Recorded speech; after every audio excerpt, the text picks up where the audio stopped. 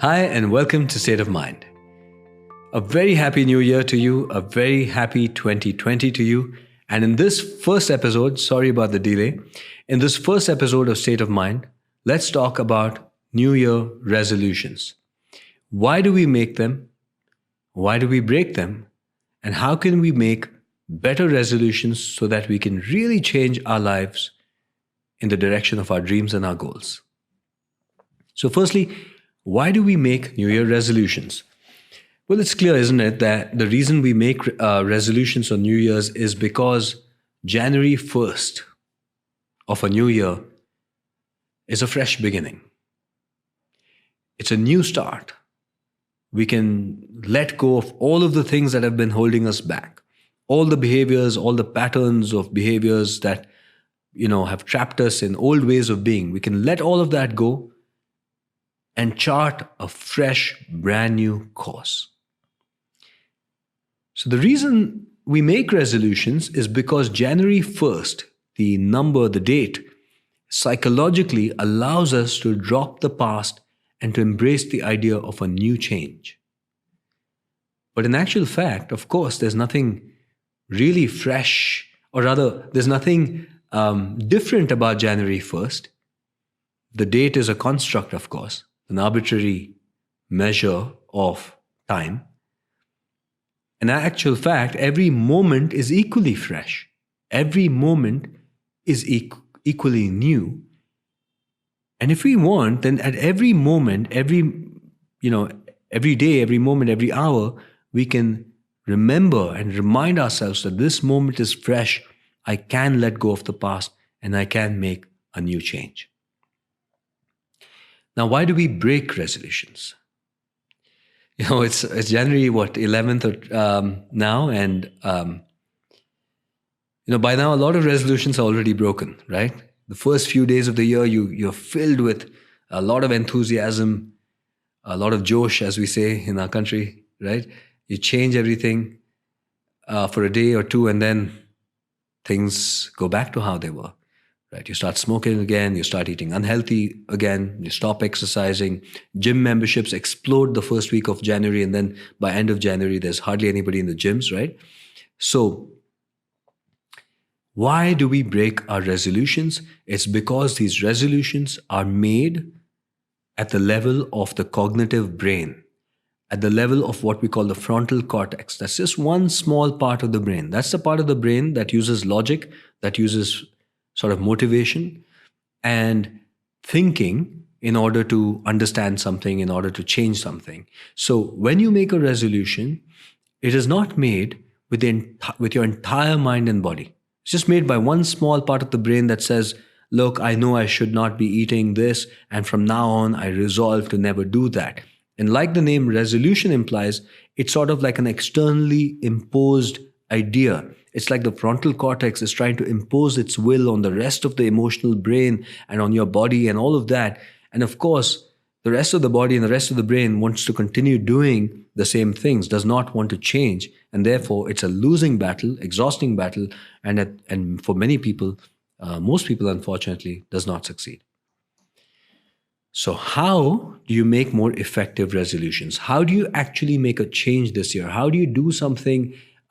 How do you actually transform your life this year?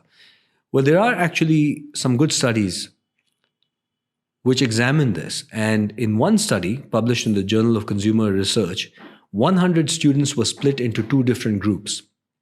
Now, these two groups were both people who were struggling with temptation. They both wanted to eat ice creams and they knew they shouldn't for the sake of health. And so what the researchers did was, in one half, they told them that when you're offered something sweet, say and feel, I can't eat ice cream. I cannot eat ice cream.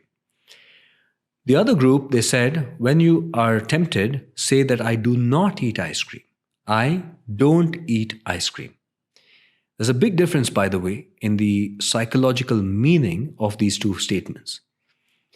I can't means that although I want to, I cannot do it because of some reason. Maybe my doctor told me to. Maybe I told myself that because of my health, I shouldn't.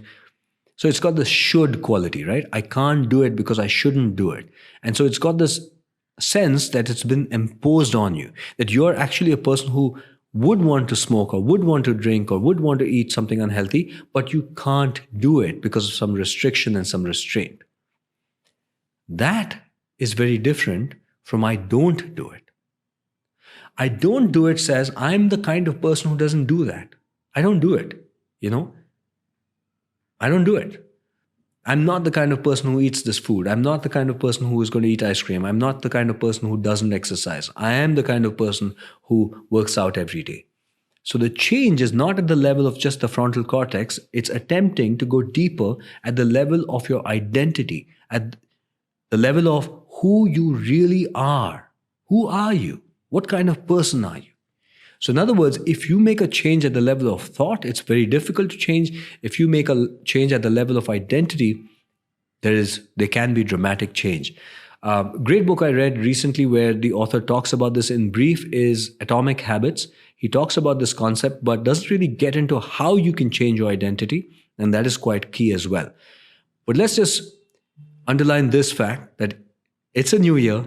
If you want to make a change, don't just say, I don't want to do this. I can't do this. I can't do that. Say, I want to do this because I am that kind of person. So if you want to go to the gym, don't make a resolution saying, I'm going to go to the gym every day. First, align with the idea of being the kind of person who gets up in the morning or in the evening, whenever you like, but who goes to the gym regularly. Are you that kind of person? I want you to visualize. You can close your eyes and think about the kind of person who does what you want to do. Whatever change you want to make this year. Close your eyes and just think about that. Feel it, see it, experience it, embody it. In the interest of time, we're not going to spend much more time doing this, but you can do this on your own for a few minutes. Just sort of see yourself living that life, being that person, how every aspect of your life is going to change when you become that person. And then you make a list of the steps of the things that you would do when you are that person. And then you will begin to start doing it every day. Every now and then remind yourself that what you're doing is consistent with the person that you already are. That is the secret of making effective New Year resolutions. I hope it works for you, but as always, I'd love to hear back. So subscribe, comment, like this channel, and thanks for tuning in. I'll see you soon next week for the next episode of State of Mind.